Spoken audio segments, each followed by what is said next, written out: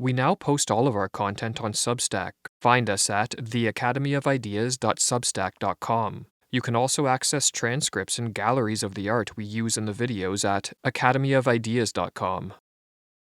Man is caught like a fly in a bottle. His attempts at culture, freedom, and creative endeavor have become mere entries in technique's filing cabinet. In the mid-1950s, the French philosopher Jacques Ellul wrote a book titled The Technological Society. In it, he proposed that technology, or more broadly what he called technique, was enslaving mankind. In this video, we explore this fascinating yet terrifying thesis. The number of technical slaves, Ellul wrote, is growing rapidly, and the ideal of all governments is to push as fast as possible toward technical enslavement. A technological society is one that is dominated by what Ellul called technique. Technique is a method of action, or a means for achieving ends, that prioritizes efficiency above all else. Technique, in other words, searches for the one best way to solve a problem or accomplish a task, and in its search for optimal solutions it disregards broader moral, aesthetic, spiritual, and cultural considerations. Or as Ellul explains, technique is the totality of methods rationally arrived at in having absolute efficiency for a given stage of development in every field of human activity. Ellul believed that technique had become the dominant ordering principle of society, and he identified several subdivisions of technique. Firstly, there is the machine. Machines are the ultimate manifestation of technique, as they constantly evolve in pursuit of greater efficiency. They deliver consistent and precise results at speed and scale, and they strip away the variability that defines many other human endeavors. The spread of the machine into ever more domains of life is reflective of our tendency to view most problems through a technical mindset. Machines, however, are but one manifestation of technique, or as Ellul wrote, the machine is now not even the most important aspect of technique, though it is perhaps the most spectacular. Technique has taken over all of man's activities, not just his productive activity. Another subdivision of technique is economic technique, which is the application of rational methods of organizing and managing the economy in pursuit of maximum efficiency. Economic technique seeks to optimize metrics such as the employment rate, GDP level, and the rate of inflation. When an economy becomes the object of technique, the spontaneous order of markets gives way to centralized planning and control by technocrats, i.e., specialists who apply technical methods and systems to manipulate economic outcomes, often without regard for competing environmental, moral, or ethical concerns. A third subdivision of technique is what Ellul called organizational technique, and refers to methods for efficiently coordinating, managing, and controlling large groups of people, whether in the military, government, corporations, or society at large. Organizational technique leads to the bureaucratization of life, as ever-increasing layers of rules, procedures, and administrative systems are implemented to control group behavior. The final subdivision of technique is human technique, and this is technique applied to the functioning of the human organism, whether in its biological or psychological form. Human technique encompasses fields such as education, medicine, genetic engineering, psychology, advertising, and the use of propaganda. Human technique seeks the most efficient and rational ways to influence, condition, and control human beings in body and mind. And as Ellul explains, with human technique, man himself becomes the object of technique. These four subdivisions of technique reveal how its application has infiltrated all areas of society. Machines are constantly used in both our personal lives and in the production and distribution of goods and services. Economic and organizational technique structures our work life, government institutions, the monetary system, and social trends in general, while human technique shapes not only the health or sickness of our physical body, but also influences what we desire, how we think, and how we act. It might be said that technique is the translation into action of man's concern to master things by means of reason, explains Ellul, to account for what is subconscious, make quantitative what is qualitative, make clear and precise the outlines of nature, take hold of chaos and put order into it. What is the problem with the compulsive drive to apply technique to all aspects of life? Why shouldn't we attempt to order the world around us through the most efficient and rational means possible? According to Ulul, the danger lies in the fact that as technique becomes more ubiquitous, a new form of totalitarianism emerges, one that enslaves us through control by the machines, systems, and procedures of technique. Under this form of totalitarianism, the loss of freedom is not the result of the intentional acts of a small group of people, and it doesn't require a conspiracy of a ruling elite. Rather, this totalitarianism occurs of its own volition, for as Ulul explains in the Technological Society, we have now reached a point where technique has taken on a life of its own. Or as he writes, technique has become autonomous. It has fashioned an omnivorous world which obeys its own laws and which has renounced all tradition.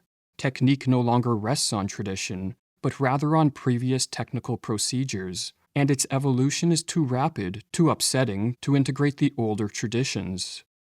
Ulul believed that as the use of technique spreads, it gains its own momentum, for when technique is applied to a task, it opens new pathways for its further development, or creates new problems that must be solved with the use of more technique. For example, the invention of computers led to the production of ever greater amounts of data, necessitating the development of ways to store this data, as well as methods to analyze it. As data analytic and storage techniques advanced, this made possible new forms of surveillance, new ways to measure and manipulate the economy, and new ways to develop artificial intelligence systems.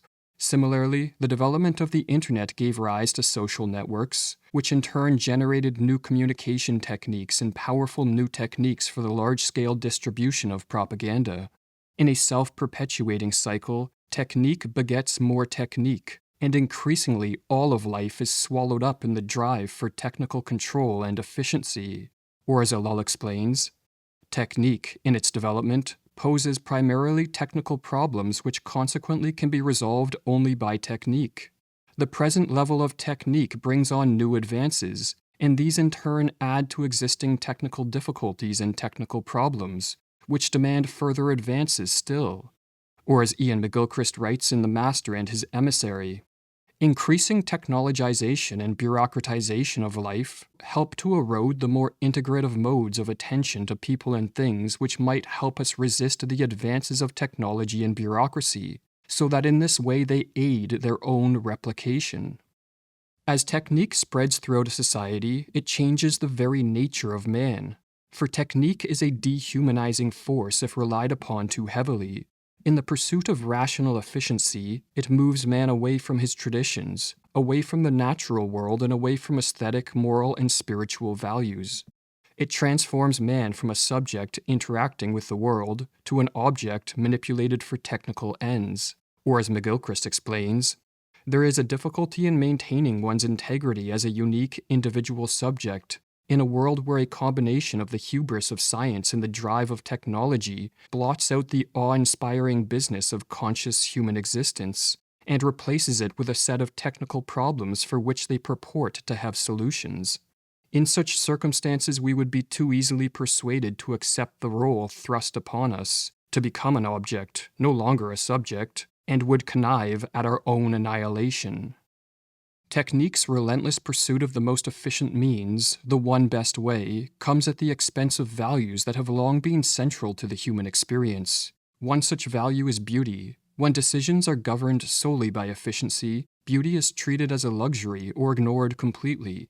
The disregard for beauty is visible in modern architecture.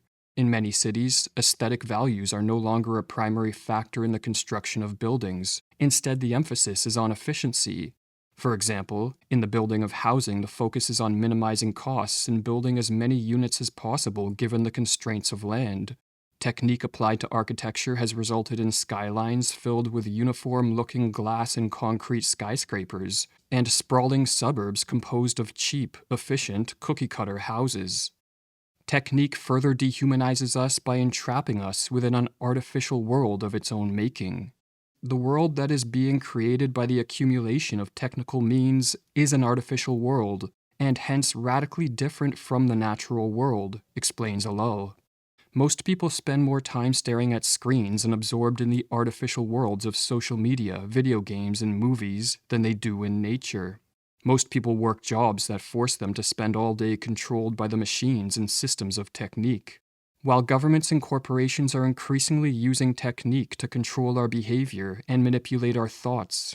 Wherever we turn, technique is grasping hold of us and moving us further and further away from the rhythms and flows of the natural world. A technical mindset also results in a loss of connection with intuition, which is one of the most powerful means of acquiring truth while also crucial to the creative process. Or as McGilchrist writes, if humans behave mechanistically, they fail. Intuition is faster and smarter. A constant insistence on disattending to intuitions and placing reliance instead on standard assessment forms and checklists replaces the unmeasurable but often astute assessment of a real human being with the bogus precision and lack of individual flexibility of a machine. The dangers of a technological society, however, do not end with its dehumanization. For technique is a centralizing force that strips man of his freedom while concentrating power in the hands of a relative few. Some believe the opposite to be true. They see technique, specifically in its technological manifestations, as a decentralizing force that will help return freedom to an unfree world. But as Ellul wrote, the idea of effecting decentralization while maintaining technical progress is purely utopian. In truth, the history of technical progress is also a history of centralization. The advance of technique has permitted the growth of vast centralized institutions such as the modern state, military, and corporations, whose combined power shapes nearly every aspect of life. Machines such as computers, cameras, and smartphones allow for an unprecedented level of surveillance, which promotes control by centralized states. The internet has allowed for the instantaneous and global distribution of propaganda. Military technique, through increasingly destructive machines of war, has enabled conquest on an unprecedented scale and created a vast power disparity between those who control the weapons of war and those who do not.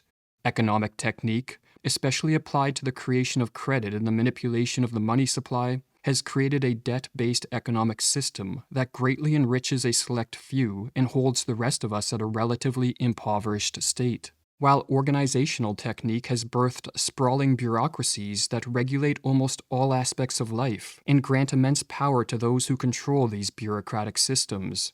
Primitive man, hemmed in by prohibitions, taboos, and rights, was, of course, socially determined, writes Ellul, but it is an illusion, unfortunately very widespread, to think that because we have broken through the prohibitions, taboos, and rights that bound primitive man, we have become free. We are conditioned by something new, technological civilization. The centralizing force of technique, if unchecked, will continue to enslave us. It will create a world where men and women are increasingly measured, molded, directed, and controlled by the machines, systems, and processes of technique. All the while, many people will cheer on the advance of technique in the belief that it represents social progress, not realizing that with each advance our personal autonomy declines. Or as Ellul explains, with the final integration of the instinctive and the spiritual by means of innovations in human techniques, the edifice of the technical society will be completed.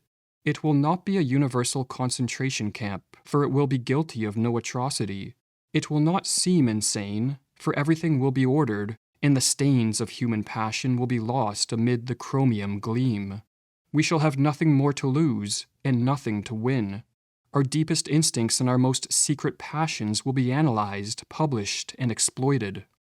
Academy of Ideas is the work of two brothers from Canada. One of our goals is to create videos that combat the nefarious ideas and ideologies or mind parasites that are weakening individuals and diminishing freedom. If you would like to support our work, become an AOI supporting member and access over 100 videos exclusive to members. New membership videos are added every month. Sign up at academyofideas.com/members.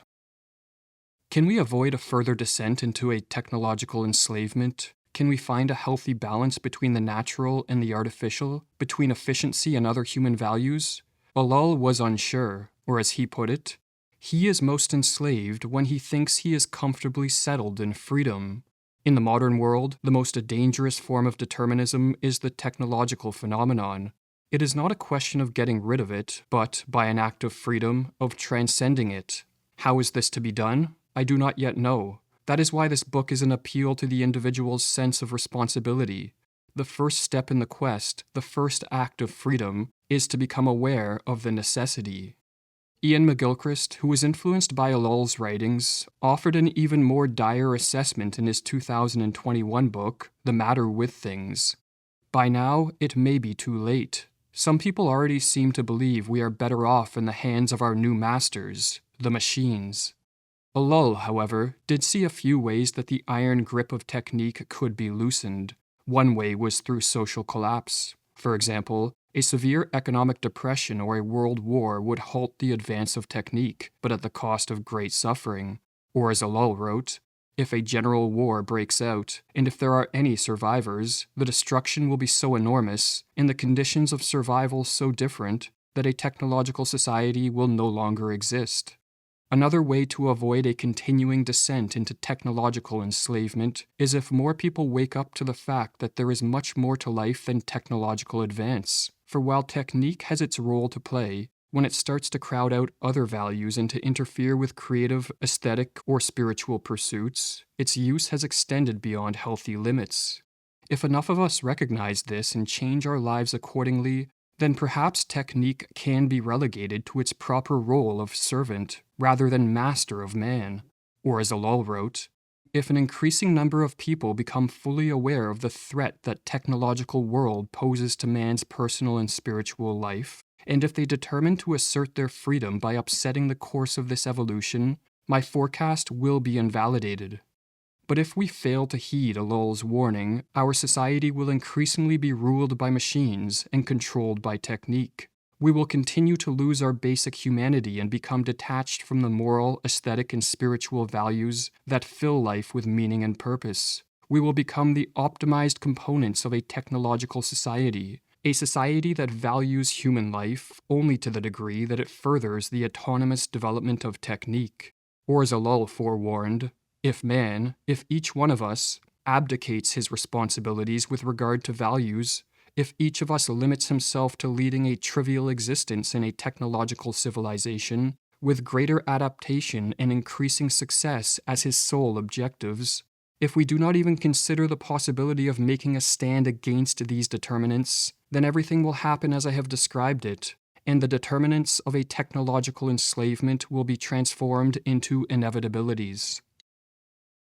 Ideas shape the course of our life. What we believe to be true determines how we act and what we aim for. In the modern world, most people are drowning in the sea of falsehoods propounded by politicians, our education system, the mainstream media, mainstream science, and mainstream medicine. Fortunately, we don't have to be misled by these institutions. At Academy of Ideas, our goal is to help those of you who wish to walk an alternative path to that of conformity. Join the Academy of Ideas membership program and access over 100 videos exclusive to members that can radically change your life, including our latest video on how to cultivate charisma, become socially powerful. Sign up for $5.99 a month or $49.99 a year at academyofideas.com/members. Academy of Ideas is the work of two brothers from Canada. We thank you for your support.